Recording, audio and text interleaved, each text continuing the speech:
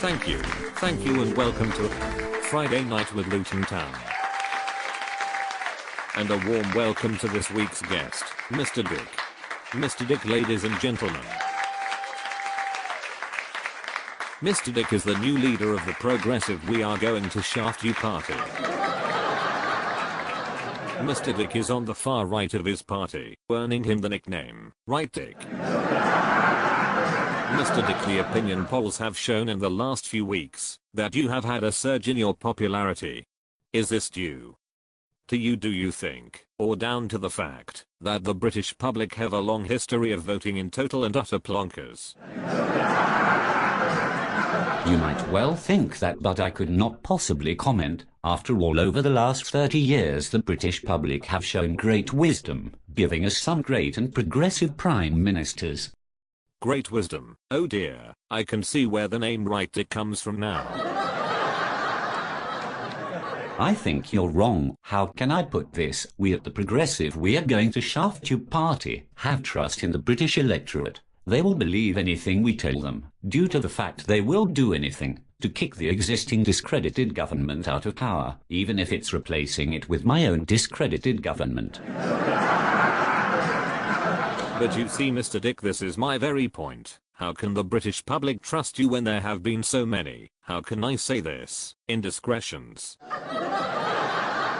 Indiscretions? I prefer to call them misunderstandings.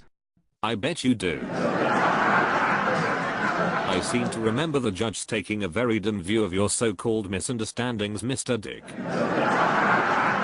After all your actions behind the public toilets on Hampstead Heath and your claim that you were just helping the young Romanian man to his feet while your trousers were round your ankles, not the sort of behavior becoming of a future prime minister, is it? Mind you, come to think of it. You can scoff all you like. I have always been a firm believer that what we politicians do in our private life is a matter for ourselves and should not be bandied around in public. Well, it was a bit bloody late for that, Mr. Dick. From what we hear, there was plenty bandied about, and it was far from pretty according to several eyewitnesses. Moving on, if we may. I think we should. I bet you do. Mr. Dick, your expense account. Oh shit.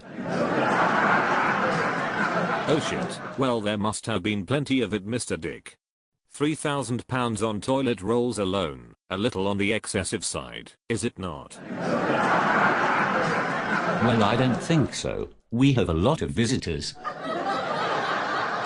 Well, tell them to stick a bloody cork in it. And then we have £200 on dog food. Well, that's not a lot. Mr. Dick, you haven't got a dog. And then there is £2,000 on flowers for your wife. And what the hell is wrong with that? You haven't got a wife. Oh yes, I do. Not anymore, Mr. Dick. Not after your indiscretions, or as you would put it, misunderstandings on Hampstead Heath. Look, I don't see what all this has to do with politics. What possible bearing could it have on me becoming the next Prime Minister? None at all, I suppose, Mr. Dick. It does seem as if you have well and truly entered into the spirit of British politics. Ladies and gentlemen, I'm afraid we are running out of time. Thank heavens for that. Join me next week for the last in this present series, where I have a very special guest star. My thanks to tonight's guest star, Mr. Dick. Mr. Dick, ladies and gentlemen. Thank you and good night. Well, how did I do? What do you think? Oh shit. See you next week for Friday Night with Luton Town.